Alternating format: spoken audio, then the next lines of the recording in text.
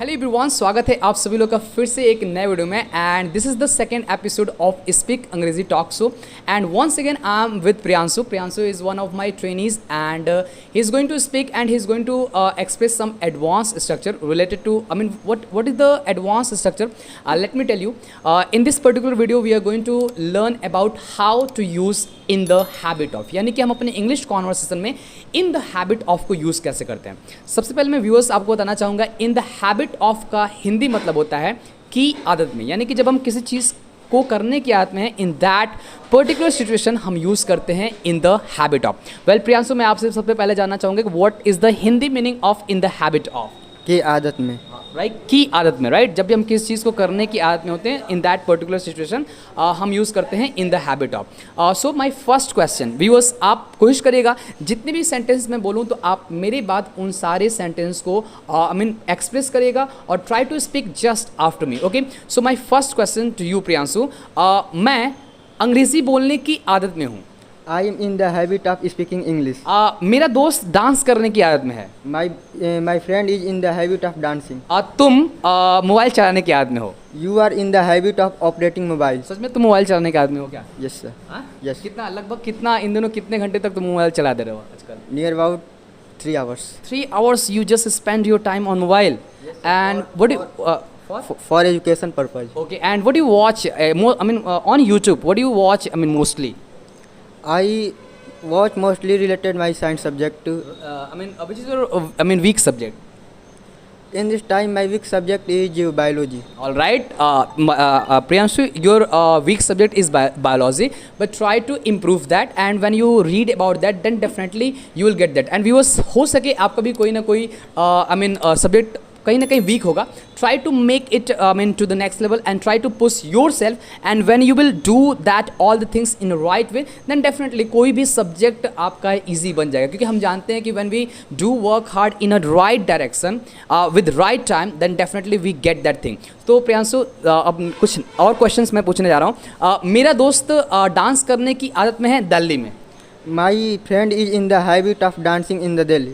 तुम अंग्रेज़ी बोलने की आदत में हो, स्पीक अंग्रेज़ी में। You are in the habit of speaking English in speak अंग्रेजी। ओके, एंड मेरा स्टूडेंट लात खाने की आदत में है। My student is in the habit of getting kicked. Okay, and आपकी माता जी खाना बनाने की आदत में है। Your mother is in the habit of cooking. Okay viewers, जैसे कि आपने देखा कि मैंने यहाँ पे कुछ पॉजिटिव सेंटेंस को बोला। Now I will ask so many questions related to negative sentence. Okay, are you ready? Yes sir, yes sir. अब मैं कुछ ऐसे क्वेश्चंस पूछूंगा जो कि नेगेटिव से होगा। ओके, तुम बायो पढ़ने की आदत में नहीं हो।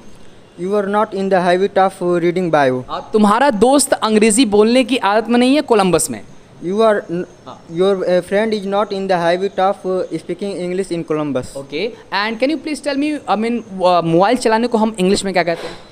Operating mobile. और उसी तरीके से लैपटॉप चलाने को क्या बोलेंगे? Operate laptop. ओके व्यूअर्स, जब भी हम मोबाइल चलाते हैं तो उसे हम लोग इंग्लिश में बोलते हैं ऑपरेट मोबाइल, और you can see in a very normal word use mobile. Okay, और जब भी किसी भी इलेक्ट्रॉनिक डिवाइस को हम चलाते हैं तो हम बहुत ही आसानी से यूज़ करते हैं ऑपरेट। ओके, तो जब भी आप किसी इलेक्ट्रॉनिक डिवाइस को चलाओ तो आप यूज़ करो व्हाट? ऑपरेट। ओके, क्या तुम अंग्रेज़ी बोलने की आदत में हो इन दिनों? Are you in the habit of speaking English nowadays? Okay, क्या आपकी माता जी अंग्रेजी बोलने की आदत में है इन दिनों तुम्हारे साथ?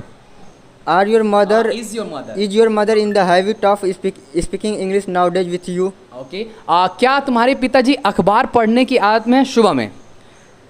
Is your father in the habit of reading newspaper in the morning time? Okay, क्या प्रिंसिपल डांटने की आदत में है?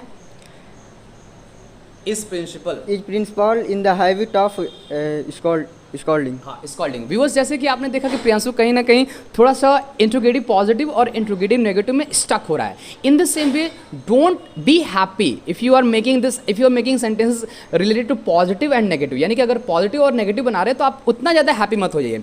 आप ज़्यादा से ज़्यादा कोशिश करिए कि आपके सेंटेंसेस इंट्रोगेटिव पॉजिटिव में हो और इंट्रोगेटिव नेगेटिव में हो, एंड उसके बाद जस्ट आप क्वेश्चंस वर्ड का यूज़ करें, like when, where, why, how, what, इन सारे वर्ड्स को यूज़ करें, तब जाके आप इन सारे एडवांस स्ट्रक्चर में बहुत ही ज़्यादा एक आपका अच्छा पकड़ हो जाएगा. You will capture all the things in a right way. Okay Priyanshu, thank you so much. आपने बहुत ही अच्छे तरीके से एक्सप्रेस किया कि कैसे हम अपने इंग्लिश कॉन्वर्सेशन में इन द हैबिट ऑफ का यूज़ करते हैं. बहुत ही आसान है. आप ज़्यादा से ज़्यादा इस टाइप के सेंटेंस को प्रैक्टिस करिए, फिर आपके लिए in the habit of is like a cake walk बहुत ही आसान हो जाएगा आपके लिए. Till then keep practicing as much as you can, and I always say if you want to speak English fluently, do only one thing, and that is Stop wishing, start speaking. okay, that is stop wishing, start speaking.